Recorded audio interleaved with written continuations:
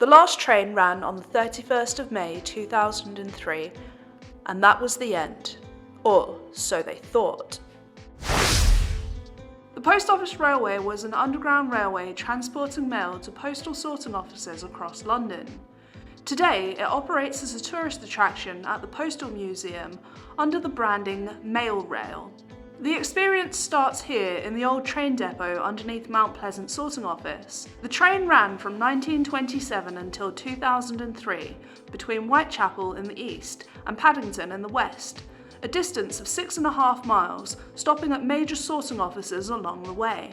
The trains ran on 2-foot narrow gauge rails, powered by an electrified third rail, until they reached the depot where they switched over to overhead power.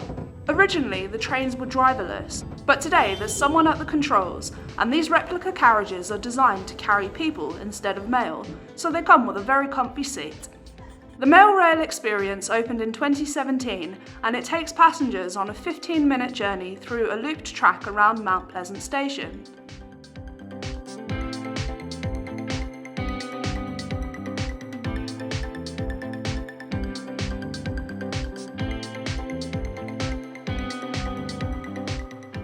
There are lots of similarities to the London Underground, but the most notable difference is the tunnels here are only 7 foot wide.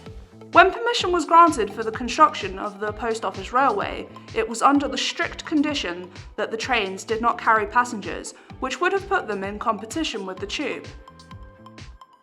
We soon arrived at the first stop, the eastbound platform at Mount Pleasant, where they projected videos showing the history of Mail Rail from its closure in 2003 right back to when it opened in 1927. Construction of the railway started in 1915, but was halted in 1917 due to labour shortages because of the First World War. During the Second World War, the train frequency was reduced to allow the stations to be used as bomb shelters.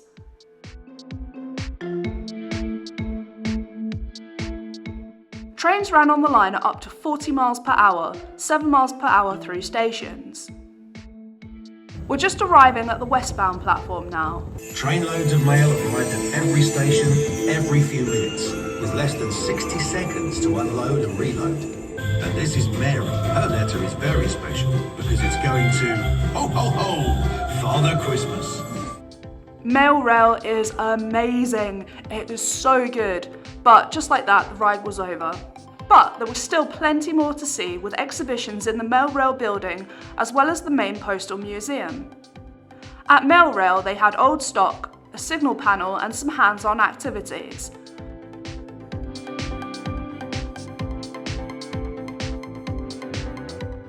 Across the road in the main museum there was more history of the Royal Mail. I had such a good day out and wished I could ride the train again because there was just so much to take in. Luckily for me, whilst I was at the museum, I spotted a poster advertising tunnel walks along the Mail Rail route. So I returned a few days later, after the museum had closed, donned a hard hat and high-vis, and after a thorough safety briefing, I climbed down onto the tracks for a guided tour through the tunnels. We would be walking the same route as I travelled on the train, but it would take a little longer than 15 minutes. That, of course, meant I could learn even more about this fascinating subterranean railway. We're taking the Eastern Tunnel here. We'll follow the tracks round in a loop before returning through the Western Tunnel in about 90 minutes' time. With trains arriving every few minutes for 22 hours a day, speed was of the essence. These sandbags were placed in case a train oversped and derailed. This is the old tunnel from Whitechapel. There were 8 stations at key sorting offices throughout central London, although by the time the railway closed in 2003, only 3 stations remained open. Trains would arrive at the station and mail was placed in these trolleys and transferred to a conveyor belt that delivered it upstairs to the sorting offices.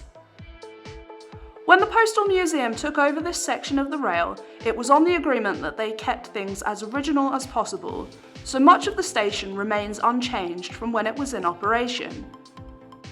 There have been a few similar railways around the world, But the inspiration for London's system was the Chicago Tunnel Company, who built a 2-foot gauge postal railway beneath the streets of Chicago.